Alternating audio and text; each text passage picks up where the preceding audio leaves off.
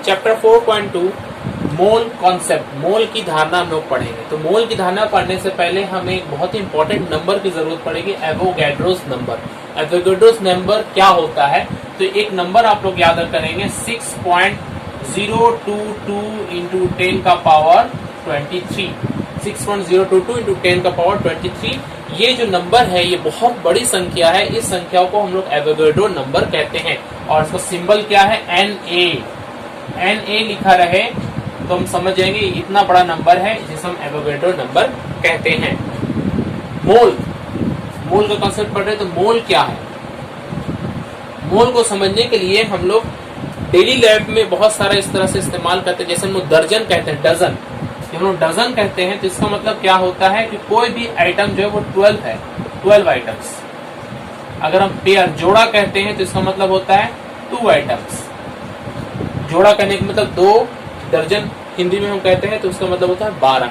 ठीक उस तरह से मोल कहने का मतलब है, मोल कहने का मतलब है एवोगैड्रो नंबर के बराबर कोई भी कण।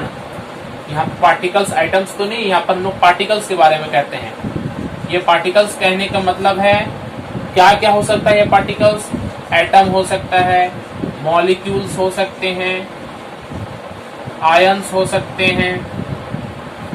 इस तरह से जो भी एटम से रिलेटेड, जैसे प्रोटॉन है, इलेक्ट्रॉन है, वो भी हो सकते हैं।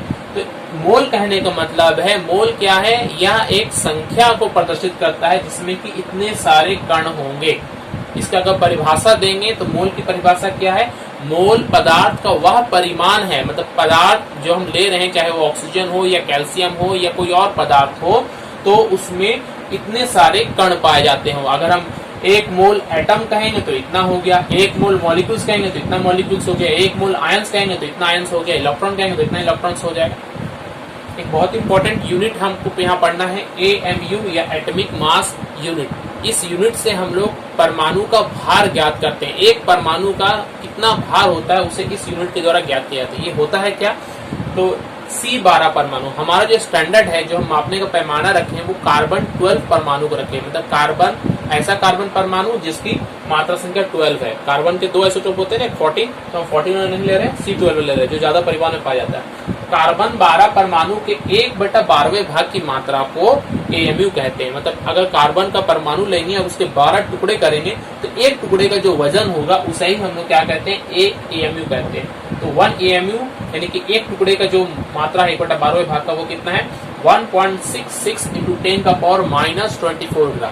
हमने अभी एवोगैड्रो नंबर पढ़ा था, वहाँ 10 का पावर 23 प्लस में था, मतलब वो बहुत बड़ी संख्या थी, एक के बाद 23 जीरो। मगर यहाँ पर -24 है, मतलब ये 0.000 करके इस तरह से आप अगर जाएंगे तो लगभग 24 जीरो के बाद में, 23 जीरो के बाद में ये संख्या आएगी। तो आप ये देख सकते हैं ये माइनस में, मतलब बहुत छोटी संख्या है। तो परमाणु तो बहुत हल्का होता है, बहुत उसकी मात्रा कम होती है, इसलिए एक AMU को हम लोग ऐसे लिख सकते हैं 1.66 10 का पावर -24 ग्राम। और कभी कभी केजी में भी लिखा रहता है, तो 1.66 इंटू 10 का पावर -27 kg, 1000 से और डिवाइड कर देंगे। AMU को हम लोग U भी कहते हैं। U का मतलब होता है यूनिफाइड मास। तो AMU लिखा रहे है, U लिखा रहे, इसका मतलब एक ही है, समान है।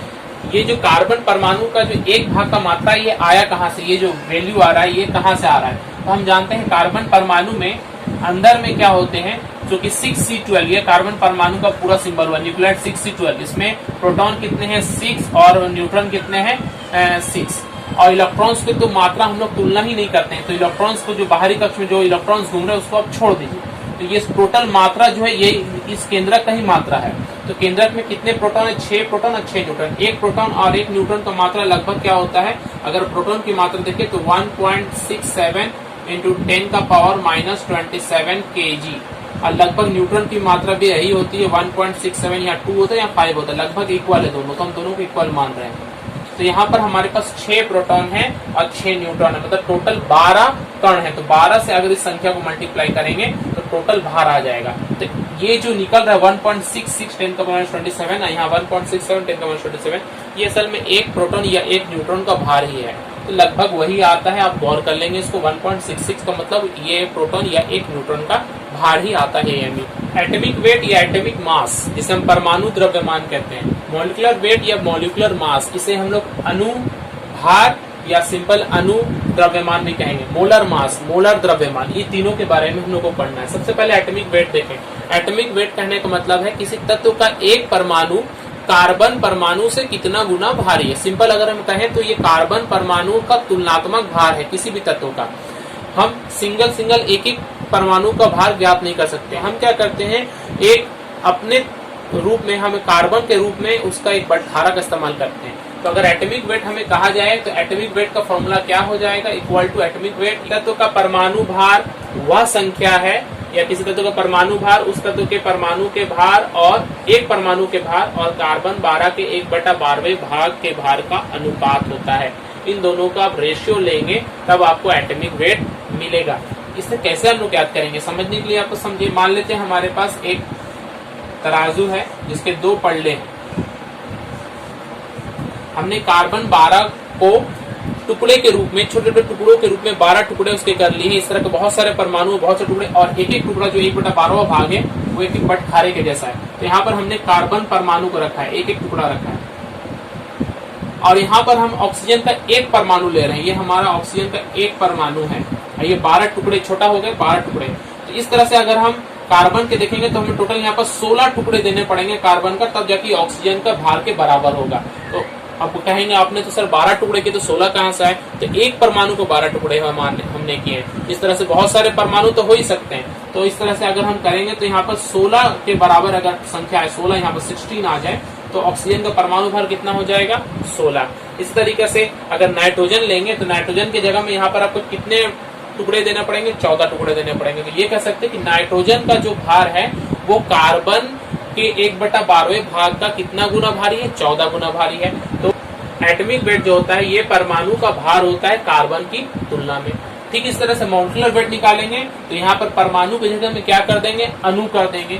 तो अणु का भार, जैसे ऑक्सीजन का एक अणु लेंगे, ऑक्सीजन के एक अणु कहने का मतलब O2, और ये परमाणु हमने बताया था तो O, दोनों में फर्क है। परमाणु और अणु क्या होता है, जनरली कुछ कुछ तत्वों का डबल होता है, किसी का ट्रिपल होता है, किसी का सेम भी होता है। तो हम यहाँ पर ऑक्सीजन के लिए देख रहे हैं तो ऑक्सीजन का एक अणु में 2 परमाणु होते हैं। तो ऑक्सीजन का एक अणु को जब हम लेते हैं और उसकी तुलना किससे करते हैं, दोनों में तुलना एक ही चीज से की जा रही है, कार्बन 12 के 1/12वें भाग से।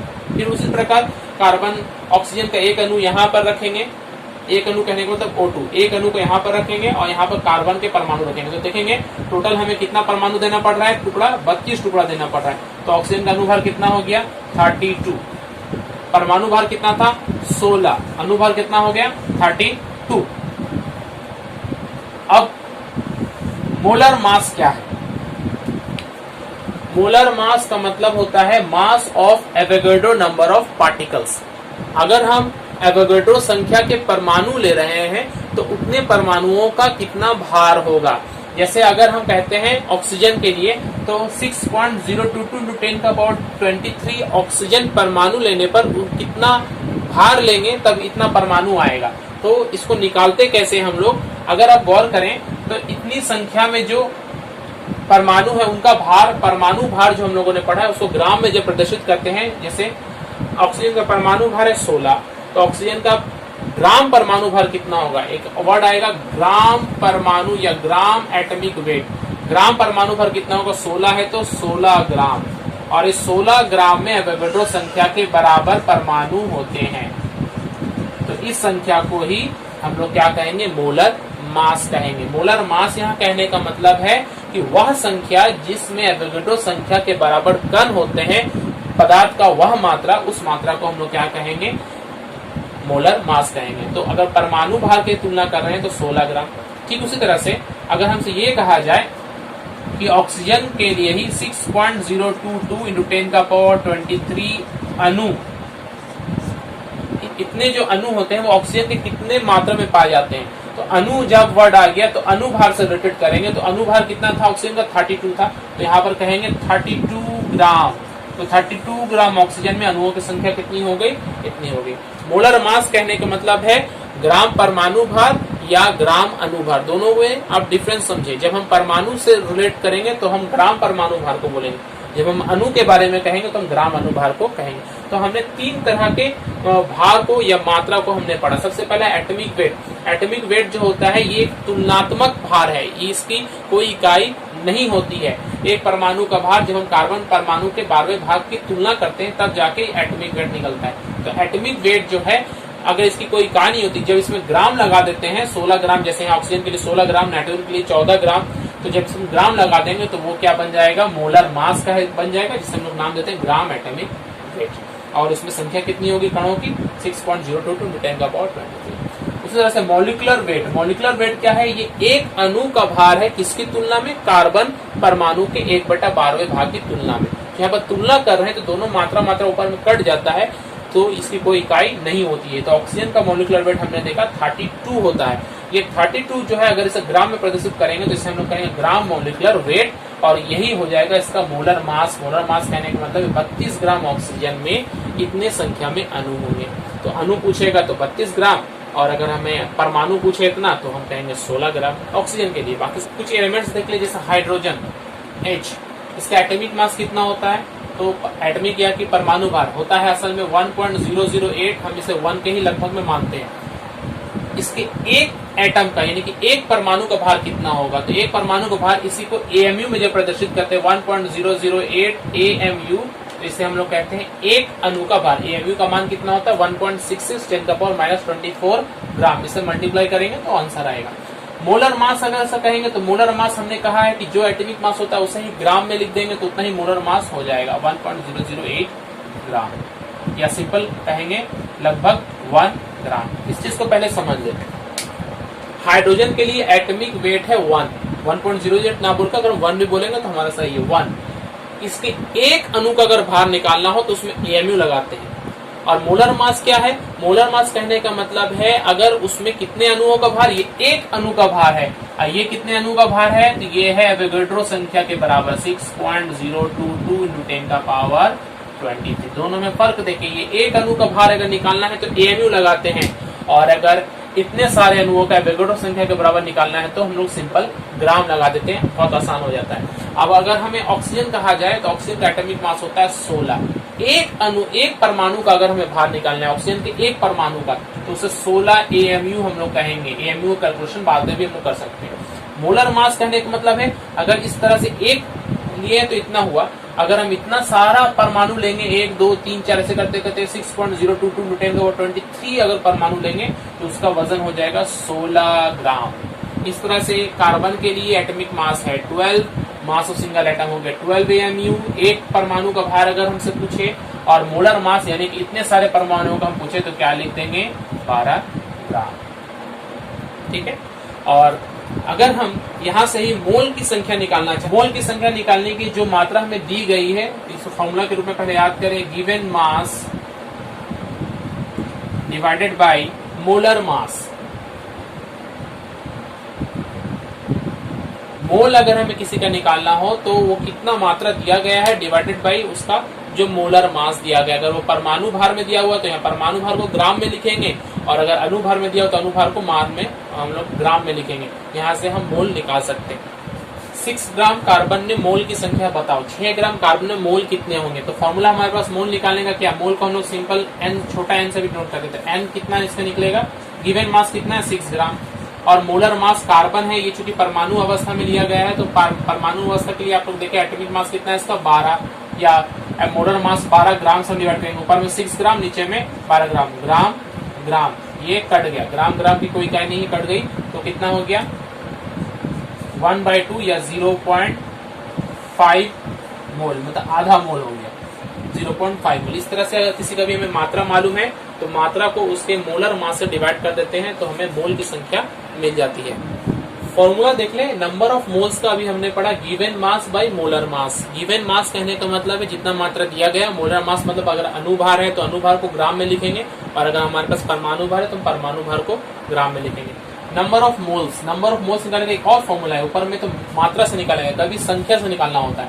तो नंबर ऑफ पार्टिकल्स, जितने कण दिए गए हैं उनकी संख्या बटा एवोगाड्रो संख्या। ये कितना है एवोगाड्रो संख्या, मतलब 6 पॉइंट, इसका मतलब कितना है 6.022 × 10⁻23। इसका मतलब ये है, इस संख्या से भाग दे देंगे। इन दोनों को अगर एक साथ मिला दें, क्योंकि दोनों नंबर ऑफ मोल्स के बराबर है, तो दोनों को जब आपस में मिला देंगे तो ये नंबर ऑफ पार्टिकल्स निकालने के लिए हमें क्या होगा, कणों की संख्या निकालने के लिए गिवन मास बटा molar mass into Na Avogadro संख्या से हम उसे गुना करेंगे। और इसको तो हम नंबर ऑफ मोल्स कहते हैं, तो नंबर ऑफ मोल्स से Na। तो यहाँ पर 4 फॉर्मूला हमने देखा। नंबर ऑफ मोल्स निकालने के 2 फॉर्मूला है, मात्रा अगर दिया रहे और कणों की संख्या दिया रहे तो ये, और कणों की संख्या निकालने के लिए मात्रा से निकालना हो तो ऐसा, मोल्स दिया हुआ रहेगा तो ऐसा। 8 ग्राम O2 यानी कि ऑक्सीजन गैस में अणुओं की संख्या निकालो। यहाँ पर देखिए मात्रा दे दिया है, हमको अणुओं की संख्या पूछा है, तो कितनी अणुओं की संख्या होगी। तो हम सबसे पहले जान लें कि ऑक्सीजन गैस का अणु पूछा तो अणुभार का मतलब है, तो सबसे पहले ऑक्सीजन का अणुभार निकाल लीजिए। ये सब पहले आपको करके रखना होगा। अणुभार याद है तो अच्छा, नहीं तो निकालना पड़ेगा। परमाणु भार 16 होता तो 2 है यहाँ पे, तो 2 इंटू 16 तो हो गया 32। अब अणुभार को चूंकि मोलर मास निकालना, तो मोलर मास कहने का मतलब है उसको ग्राम में लिखा जाता है, तो ग्राम अणुभार, ग्राम अणुभार कितना हो गया 32 ग्राम।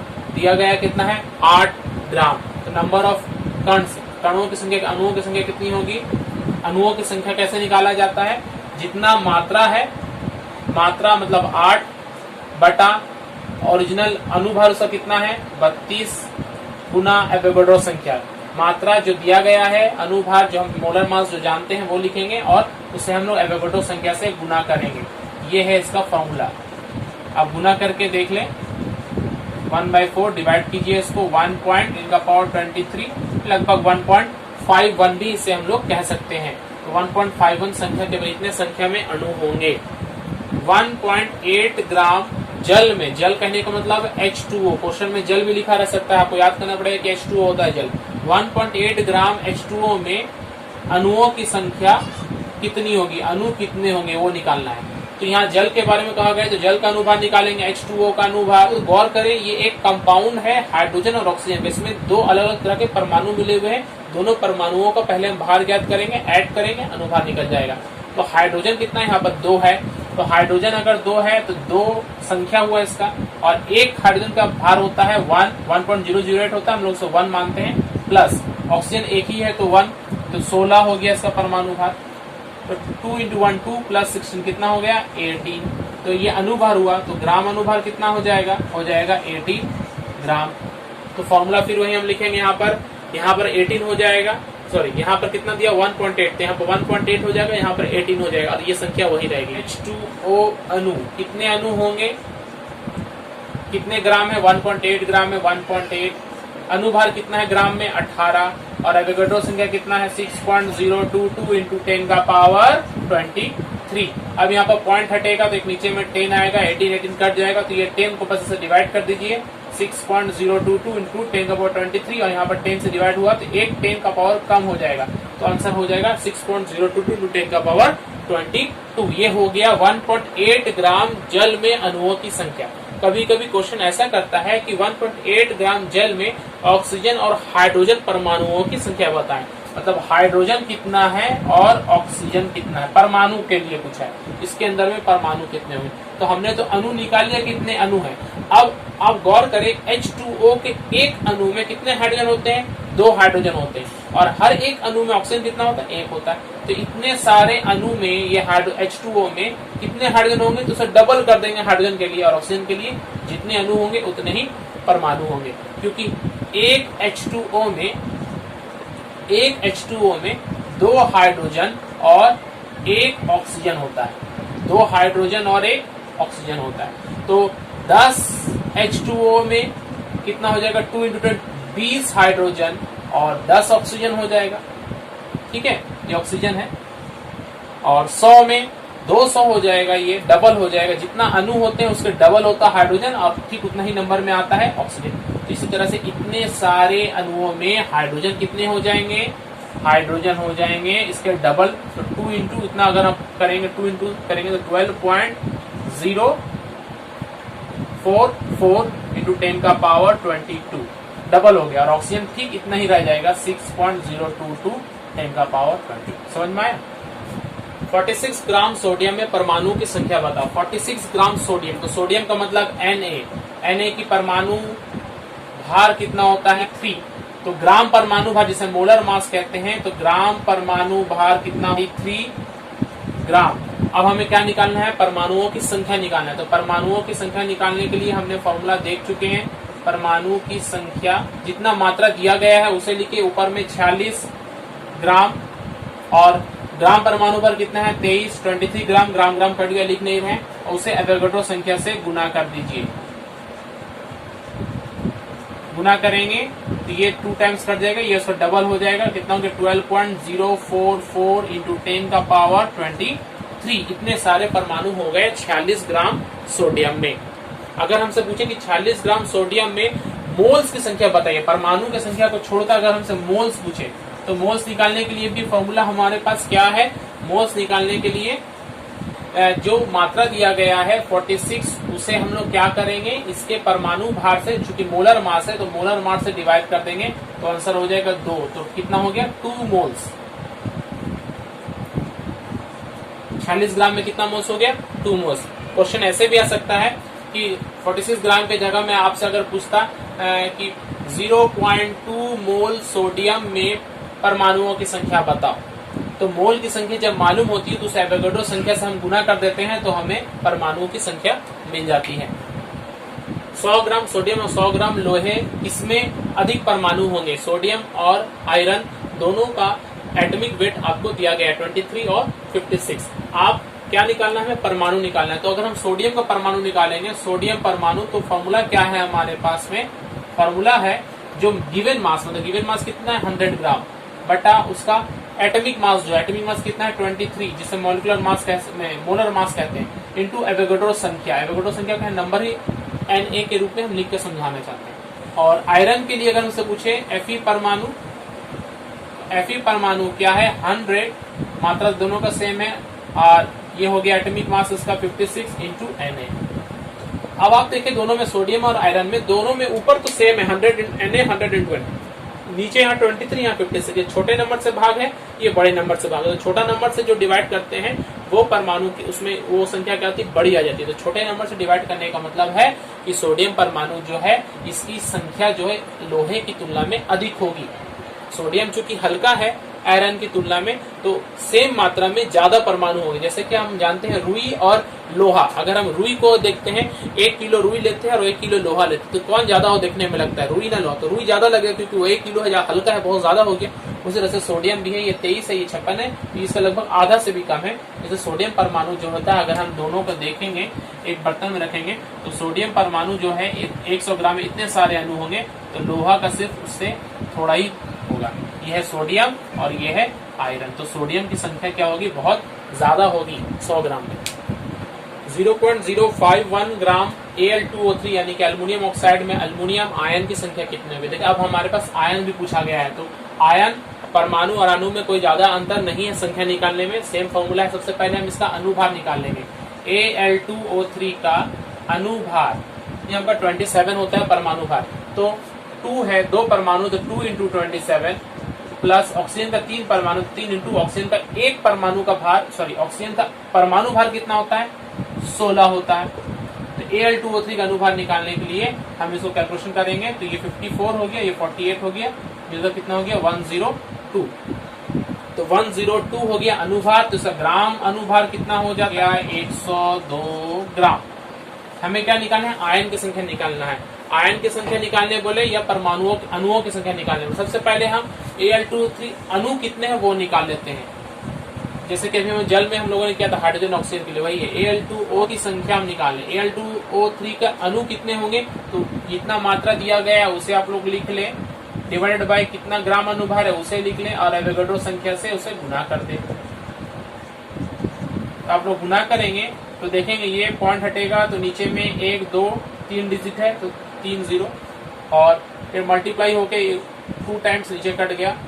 अब ये 2 इसको काट देगा 3.011, तो हो गया 3.011 इंटू 1 2 3 0 है, माइनस हो जाएगा पावर में 10 का पावर 20। तो अल्युमिनियम ऑक्साइड के अणु हुए इतने सारे, और हर एक अणु में कितने अल्युमिनियम है 2, तो उतना ही आयन बनेंगे। तो एक अणु से, एक Al2O3 से 2 अल्युमिनियम आयन बनते हैं। तो 2 से 4 बनेंगे, 4 से 8 बनेंगे, में जितना भी अणु होगा ठीक उसका डबल। तो इतने सारे अणुओं में, इतने सारे आयनों में अणु की आयन कितने हो जाएंगे 2 इंटू 3.011 इंटू 10 का पावर 20 हो गया 6.022 10 का पावर 23। वापस एवोगाड्रो नंबर ही आ गया। मोलर आयतन या ग्राम अणु आयतन किसी यौगिक का, सबसे पहले याद रखेंगे वो जो यौगिक मैं कह रहा हूँ वो गैसीय अवस्था में, जैसे जल अगर बोलेंगे तो जलीय वाष्प होगा, कार्बन डाइऑक्साइड होगा। इस तरह से जो भी गैसीय अणु होते हैं उनके 1 ग्राम अणु का जो आयतन होता है, मतलब उसके अनुभार को जब हम आयतन निकालते हैं तो उसके आयतन को ही हम लोग मोलर आयतन कहते हैं। मोलर आयतन क्या हो जाता है? 1 ग्राम अणु यौगिक का आयतन ही उसका मोलर आयतन कहलाता है। और